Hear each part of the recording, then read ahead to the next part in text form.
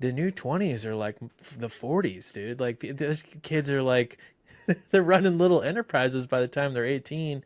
By the time they're in Yeah. their mid 20s, people are like expert developers and they're like, I've launched 15 apps now, so I really get it. And I feel like there's a new 20s, Yeah, different speed. I Um, guess it is. I certainly wish I'd learned more business stuff or any business stuff when I was in my 20s. Yeah, what are you lighting? What incense are you lighting?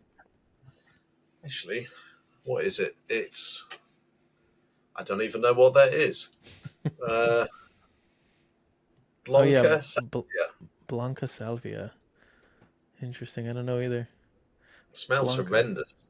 No, no, I just said that to amuse you. It's very nice, actually. Yeah. Well, But, dude, I think about so I used to be in yearbook in high school, and then I was editor in chief of the yearbook in college.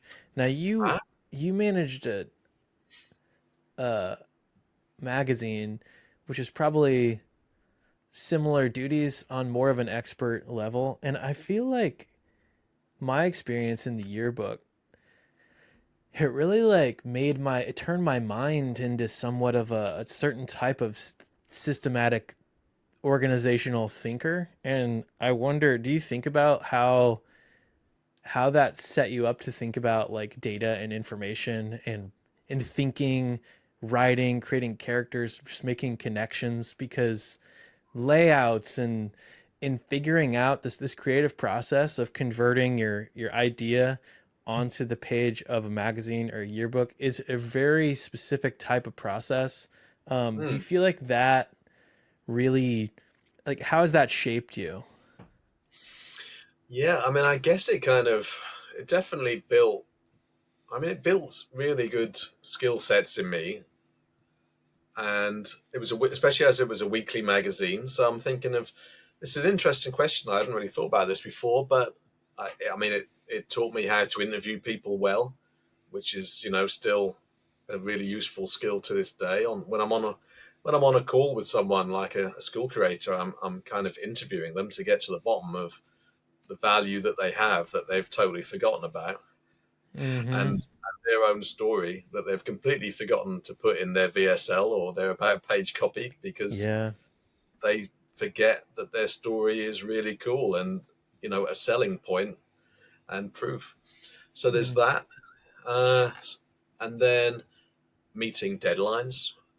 I've always liked a deadline, and I think once you've Mm-hmm. worked on a weekly rock magazine, at one point I was the news editor, and coming up with a news section of rock news every week was kind of, yeah, baptism in fire, really. I remember, this was like the early days of the internet, and I remember at one point, I can't remember why I had to do this this was like in about the year 2000, probably, staying up till 3 a.m. in the office waiting for photos of Korn's new stage set to Mm. download into my email. Mm.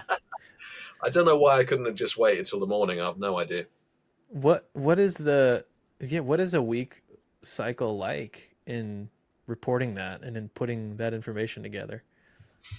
Well, I mean, it was a bit simpler. It was kind of simple in the way that it went from Monday to Friday, so that made it a bit easier to comprehend. But then I can remember every Monday you'd start with a totally fresh slate, an empty news section, really, because it's not like you can hold all that many news pieces over for the next week because they become obsolete. Although, again, this was kind of early internet, so it was easier for us to. I don't know. I'd hate to be putting together. I often think how I'd hate to be putting together any kind of news section online now because you'd never Mm. rest.